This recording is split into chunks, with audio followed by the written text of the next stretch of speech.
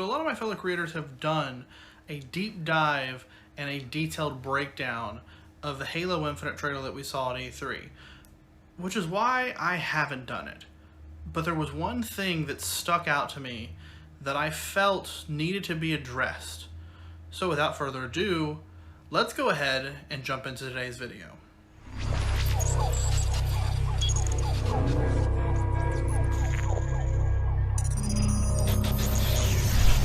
So as we now jump into the actual trailer itself, you're going to see that we start off with what looks to be a human stronghold and just some soldiers milling about it. It's going to pan up, and you can see off in the distance that there looks to be this banished stronghold.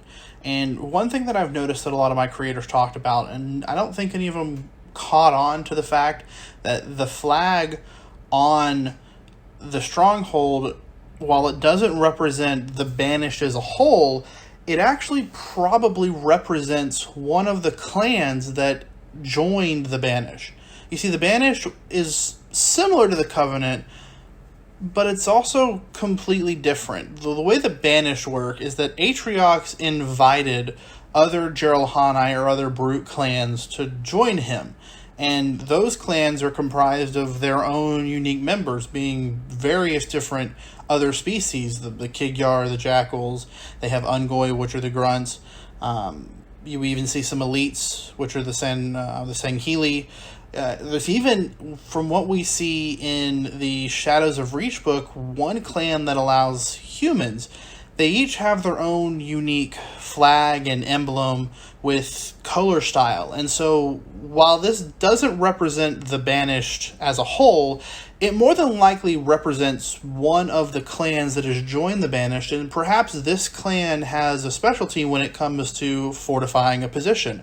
And that's why they have this stronghold set up, as they're set to fortify and hold this position, or even just hold the ring down in and of itself. Another thing that I want us to look at is as we progress through and this shot continues to pan up, all the way up in the top left we see this ship, and a lot of people were theorizing what this ship could be. The color scheme obviously lends it to be banished, but what I think this ship is again from the book Shadows of Reach. It looks very much similar to what's described as Eshram's stealth corvette. So I think what we're seeing here is War Chief Eshram's ship, his main ship that he uses to get from banished fortified areas along the areas that they may hold. It's possible. You know, I'm not going to say it because that's gonna be a spoiler of the book. But if you've played Halo Wars 2 and you're curious as to what happens with Atriox, there is kind of a little teaser about Atriox in Shadows of Reach that I recommend you read the book to figure out what happens. But this ship, based on what I'm seeing, sounds or it looks like the way they described it in Shadows of Reach. It continues on now through the trailer, and we pan up to see the smoke through the trees and what appears to be a fusion coil and some banished soldiers milling around. The Pelican flies in, and then we get a great view of the rest of the ring as well as some other banished strongholds and stuff down in the foreground.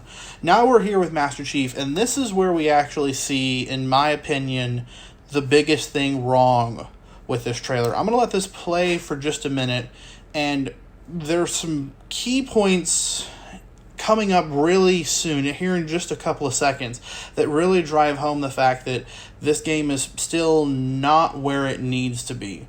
So it's actually this part coming up right here. Right after he tosses this soldier out of the way, he seems to just fly up into the ship. And we'll replay that again real quick. It's like he tosses the soldier out of the way, and then something pushes and propels him up into the ship. And you may be thinking, oh, that doesn't seem like that big of a deal, but that's not how physics works. When you're in a zero-G environment like he's in the middle of space, there isn't just some magic force that's just going to pull you into the ship or into this opening. Every object has an equal and opposite reaction. It's the law of inertia. And it holds true especially in space. And the entire rest of the portion where we see Master Chief in space, it doesn't actually comply with physics. It defies physics completely.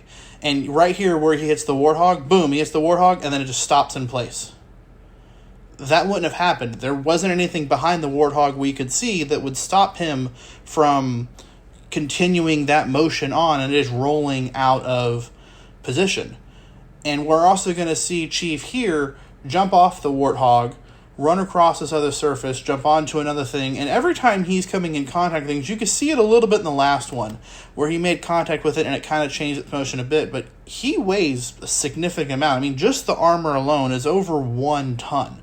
So that's going to impart a lot of force into the objects that he's resting on. Mind you, he's probably on pieces of a UNSC ship, which weigh a significant amount more than him, but even just a little bit of force is going to change the trajectory and the rotation of whatever it is that he's landing on. And so the physics is a little off. It's not as bad as this next part, where we see him fire his grapple shot into this piece and pull himself along inside this barrier, where we presume there needs to be artificial gravity for him to actually fall down. Because if there wasn't artificial gravity, he would just shoot straight across it, because there's nothing pulling him down to the surface.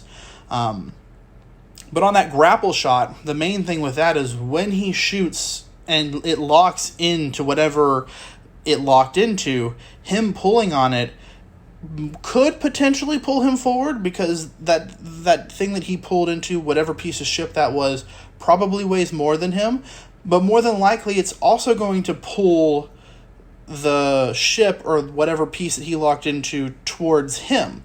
I mean, we know that Spartans have magnetic boots, and so if he didn't disengage his magnetic boots and was still locked into the other pieces, he would just pull the two pieces together and it wouldn't, fling him forward. So the physics are a little off in that. And that's the main thing that I saw wrong inside the trailer. The rest of the trailer with the weapon, it plays out beautifully. I mean, the one thing I have to say is whoever did the facial recordings for the weapon did a phenomenal job. That's probably the best part of the entire trailer, is the amount of expression that she was able to put in to the facial expressions. It drives the whole performance home. And Jen Taylor, I would imagine they had Jen Taylor do it. The way that she changed her vocals to not only meet this new character, but also left it just enough that we could kind of hear Cortana and Dr. Halsey in it.